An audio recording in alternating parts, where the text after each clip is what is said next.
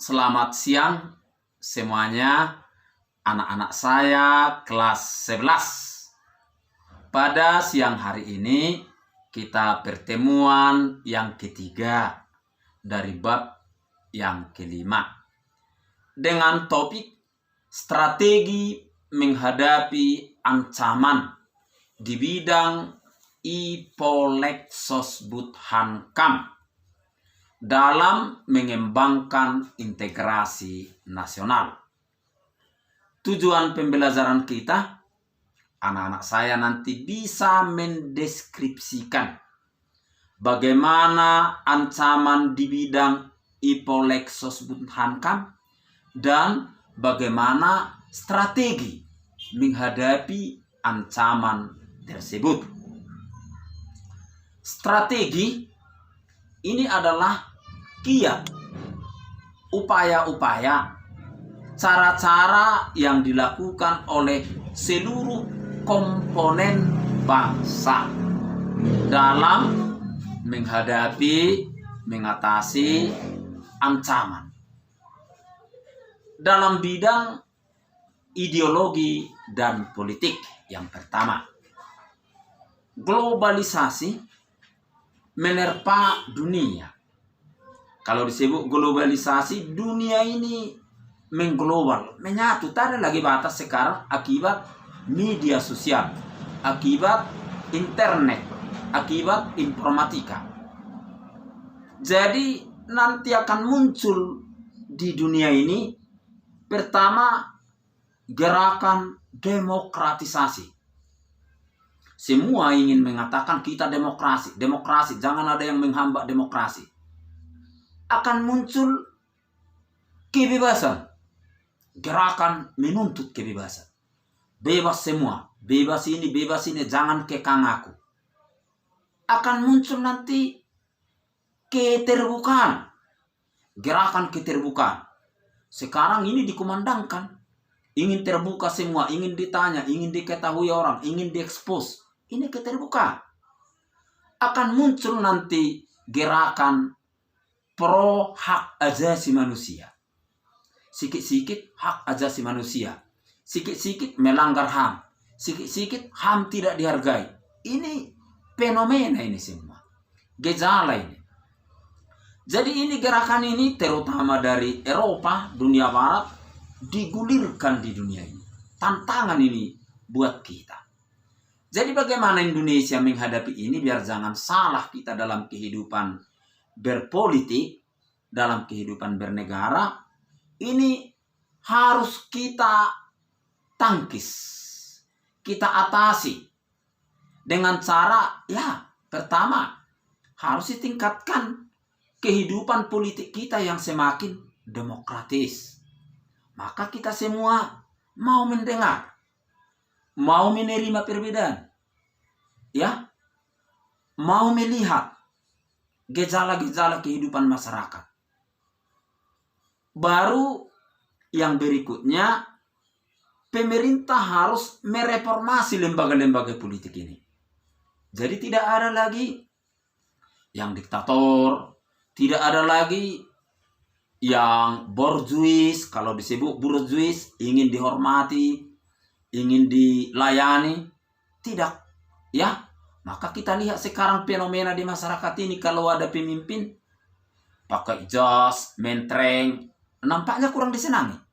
Yang disenangi sederhana, seperti Pak Jokowi, penampilan biasa saja. Ini sekarang yang disenangi. Itu tuntutan daripada reformasi lembaga-lembaga negara itu. Baru supremasi hukum. Baru kita itu semua mau pemerintah ini, mau masyarakat ini, semua yang menyelenggarakan negara ini berwibawa dengan cara bersih diri. Dari mana tumbuh sifat wibawa, suasana yang berwibawa ketika dia benar dan bersih. Itulah strategi dalam bidang ideologi politik.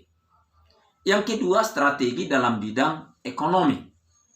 Dalam bidang ekonomi dunia ini sekarang menuntut sebuah liberal, kebebasan, bebas berekspresi, bebas bekerja, bebas melaksanakan aktivitas, jangan dikekang, jangan dihambat, akan dihantam nanti itu kalau ada pihak-pihak yang mencoba menghalangi, karena kebebasan ini sudah muncul. Baru ada itu World Trade Organization di bidang perdagangan dunia. Ada itu IMF, International Monetary Fund, lembaga keuangan dunia. Ada lagi IB, International Bank, Bank Dunia.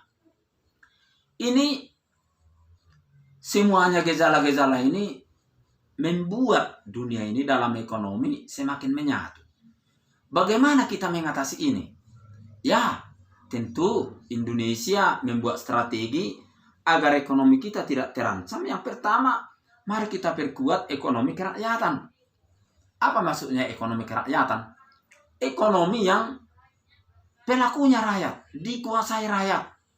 Ya, maka Ekolem, ekonomi menengah, kooperasi, kelompok-kelompok tani, ini harus digerakkan, diperkuat.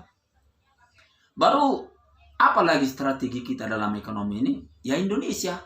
Indonesia khasnya pertanian. Tulang punggung ekonomi Indonesia petani. Maka ini harus dikembangkan para petani. Dididik para petani. Ya kalaupun ekonomi dunia ini goncang, ya petani kita aman karena mereka rakyat terbanyak. Baru selain itu di kancah dunia internasional, Indonesia menjalin kerjasama dengan negara-negara yang sedang berkembang, yang miskin ini, galang kekuatan biar kita menjadi kekuatan baru. Jangan terikat lagi dengan IMF, dengan Bank Dunia, dengan perdagangan bebas. Dalam bidang sosial budaya, banyak sekali ancaman yang mau mengancam kepribadian bangsa kita. Pergaulan bebas, hedonisme, konsumerisme, westernisasi. Ya ini bentuk-bentuk yang datang sekarang dari luar, mulai mengkristal dan dipraktekkan dalam kehidupan sosial. Kalau tidak kita identifikasi ini, tidak kita atasi ini, bisa kehidupan sosial kita menjadi kacau. Maka strategi kita, mari tetap kita ingat budaya kita. Ya, seperti Bapak ini pakai sarung, ini budaya Batak. Dalam adat, dalam pesta. Anak-anak kami pun semuanya sopan santun dalam adat Batak. Mari kita pakai. Itu anggia, naboru, tulang, jangan bang, mas. Jangan itu saja. Ya, karena orang Batak itu cara memanggil, kedudukan, jelas semua, ini bisa hilang tanpa kita praktekkan. Maka budaya kita itu pun jangan hilang. Dalam bidang pertahanan keamanan, kita tahu pertahanan itu adalah ranah daripada TNI. Itu menurut Amarat Undang-Undang 45. Keamanan itu adalah ranah atau tanggung jawab daripada Polri. Dan rakyat itu komponen pendukung. Jadi kita semua bagaimana? Inilah berpadu semua kekuatan rakyat semesta. Biarpun nanti tentara di depan, kita mendukung, membekak dari belakang. Keamanan pun bagaimana? Berapa sih polisi mengamankan 270 juta rakyat Indonesia? Enggak ada 1 juta polisi di Indonesia. Mana bisa dijaga? Tapi rakyat membekak dengan cara apa? Siskamling, keamanan lingkungan, termasuk keamanan diri kita masing-masing, keamanan keluarga kita. Maka ini strategi untuk mengatasi semuanya. Sampai di sini hantaran Bapak dalam pertemuan yang ketiga ini. Materi saya share di WA lewat PowerPoint dan di Kuiper. Kiranya anak-anak saya bisa memperdalam. Selamat siang dan salam sehat untuk kita semuanya.